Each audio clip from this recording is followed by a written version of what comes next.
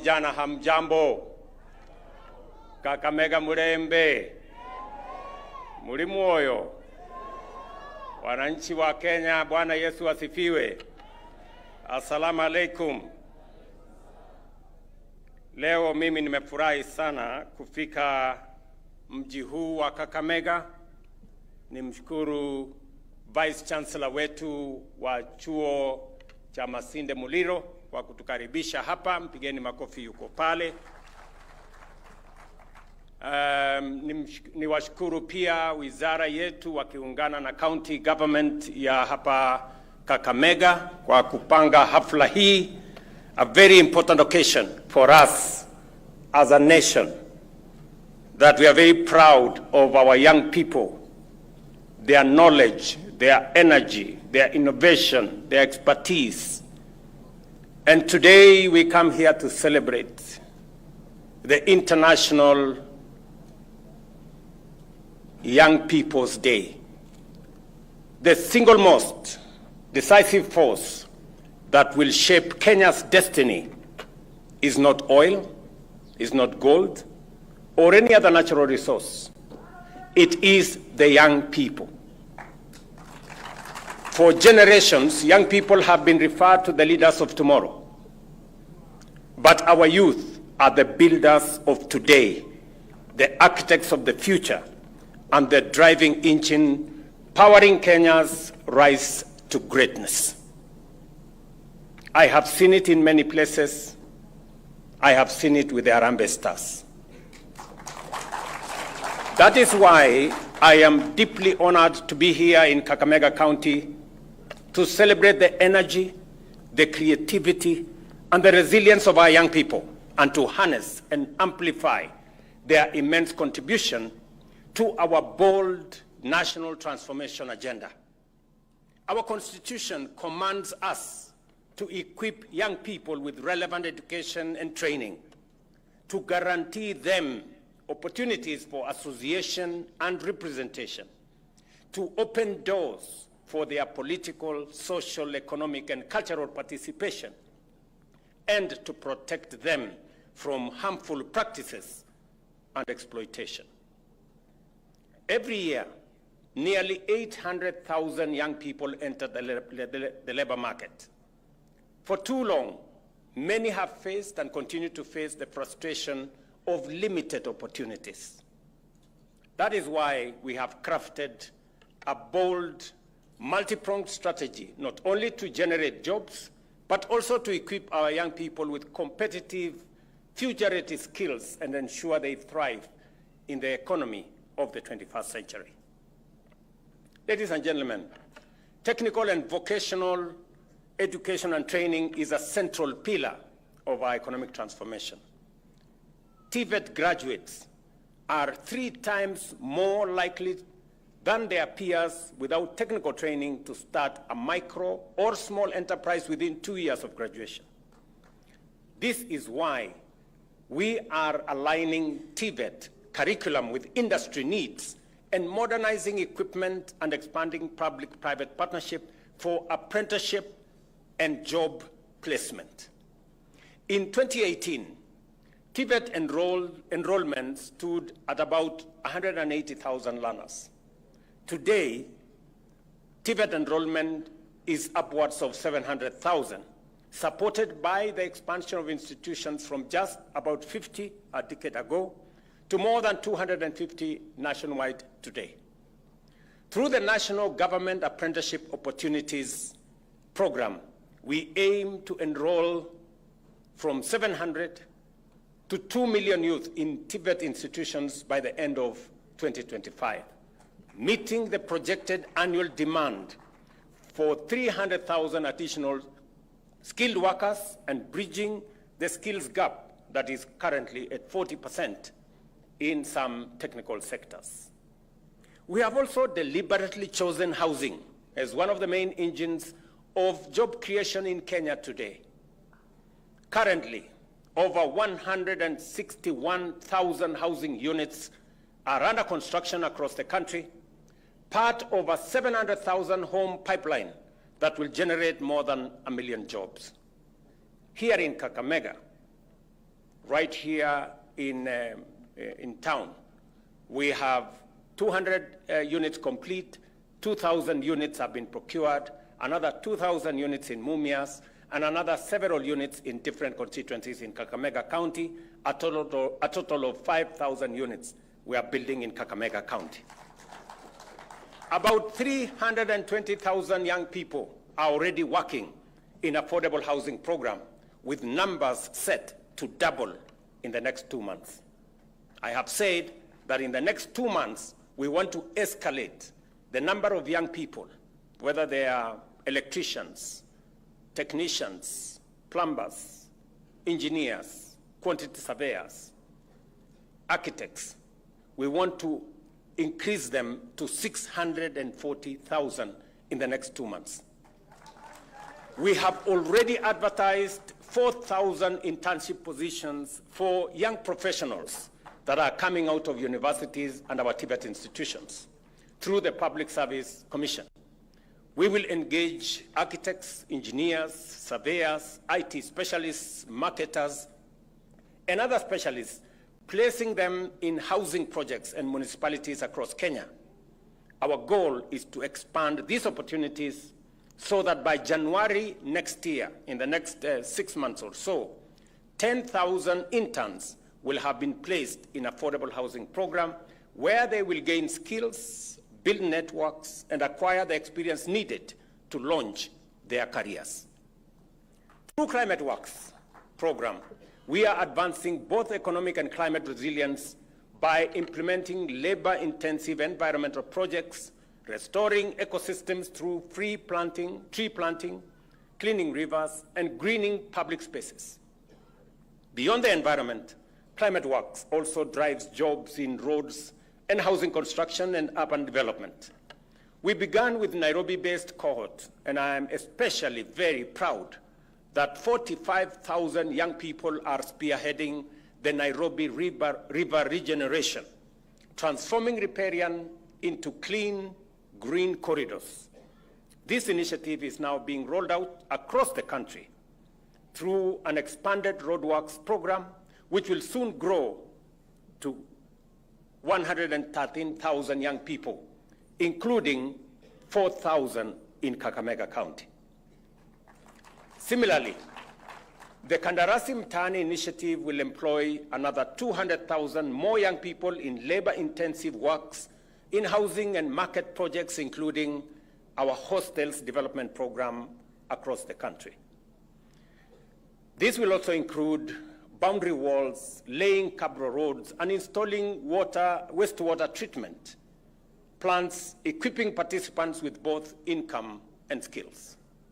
Ladies and gentlemen, the Financial Inclusion Fund, commonly known as the Hustler Fund, has emerged as one of the most transformative financial inclusion initiatives in Kenya's history, with a direct and profound impact on our young people. Its sheer scale has been unprecedented, with over 26 million Kenyans accessing the fund, making it the single largest program of its kind. Of this, 9 million are repeat borrowers, a powerful indicator of sustained trust and tangible benefits. The fund has so far disbursed 72 billion and mobilized 5 billion shillings in savings. One of the most significant outcomes has been credit empowerment. Through the Hustler Fund, 5 million beneficiaries have improved their credit scores, a game-changing development for young people who previously had no credit history or had been blacklisted in CRB. Many are now eligible for larger credit-rated loans of up to 150,000, enabling them to invest in stocks, equipment, or business expansion. We are also committed to promoting orderly labor mobility through our global labor mobility strategy, ensuring Kenyans can take up jobs abroad in safe and decent conditions. Over the past 2.5 years, 430,000 Kenyans have secured employment overseas through the Kazi Maju program. we are negotiating bilateral labor agreements with various governments to safeguard our workers and align their skills with high-demand markets. Through the WESO Fund, we are financing air tickets, visas, and settlement costs for Kenyan youth taking up jobs abroad. In this pilot phase, Kenya shillings 200 million has been already provided and already supports 225 young people. Equally, over the past year, the Youth Enterprise Fund has provided mobility-ready support, including pre-departure training, certification assistance, and financial literacy to prepare our young people for international employment and successful reintegration. And the Youth Fund has disbursed 244 million, enabling 2,271 young people to secure jobs in various countries abroad. Today, I will be presenting checks worth 163 million to support a further 816 young people who have successfully secured jobs through the labor mobility program so that they can prepare themselves to travel and work abroad. Ladies and gentlemen, the Kenya Youth Employment Opportunities Project was a 5-year World Bank funded government initiative implemented between 2018 and 2023 to increase employment and income-generating opportunities for young people across the country. The project directly reached over 310,000 beneficiaries and facilitated the development of 50 new trade testing standards. Many of these young people have gone on to create jobs and earn sustainable incomes through enterprise establishment with the project's support. Building on this success, the successor initiative that we have now rolled out, the National Youth Opportunities Towards Advancement Project, commonly called NYOTA, has rolled out Cycle 2 for business support in all counties, attracting over 1 million applications by close of the application period on 15th of May 2025. NYOTA aims to enhance youth employability, expand access to employment, promote savings, and strengthen youth employment systems and project management. Its implementation and interventions include training 600,000 young people to access government procurement opportunities, commonly known as ACBO, providing 110,000 young people, entrepreneurs with business development services, market linkages, mentorship, and financial support. NYOTA is enrolling 90,000 young people in on-the-job training, with applications currently open through the *254# financial inclusion platform until Friday, August 15th, which is coming Friday. We will also certify 20,000 through the recognition of prior learning framework and help 190,000 young people join the NSSF Haba kwa Haba savings scheme. In every ward across Kenya, and I want you to listen to this carefully, 70 young entrepreneurs, 110,000 in total, will each receive a grant of 50,000 shillings in startup capital under this program. I am pleased to report that the first phase of 54,000 young people will receive their 50,000 business startup capital next month, paving the way for their skills training to commence at the same month. Our Kenya Jobs and Economic Transformation Project, worth 20 billion, is also poised to support 42,000 enterprises, 600 business clusters, providing financing and facilities to scale up youth-led ventures. The Center for Enterprise, in partnership with Germany, will train young people in high-value industries at 6 special economic zones that are under construction. To further support youth-led enterprises, we shall, before the end of this financial year, launch the Youth Enterprise Investment Bank, capitalized at $9.75 billion to provide financing, credit guarantees, and capacity building for young people in enterprise. On the digital front, our digital superhighway agenda has reshaped Kenya's economy, placing technology, innovation, and youth at its core. We have expanded digital infrastructure by over 24,000 kilometers of fiber, linking urban centers to remote villages. In 2022, public Wi-Fi hotspots were rare.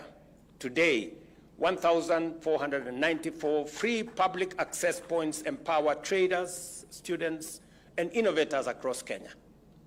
Through the completion of the 316 digital hubs and the ongoing construction of 404 more ICT hubs, we are equipping young Kenyans with the skills to thrive in a rapidly changing world with digital jobs. Over 1.9 million youth have been trained in digital literacy, with nearly 300,000 securing digital jobs across through Ajira, Jitume, and BPO services. Ladies and gentlemen, these programs form the engine of a youth-powered economy.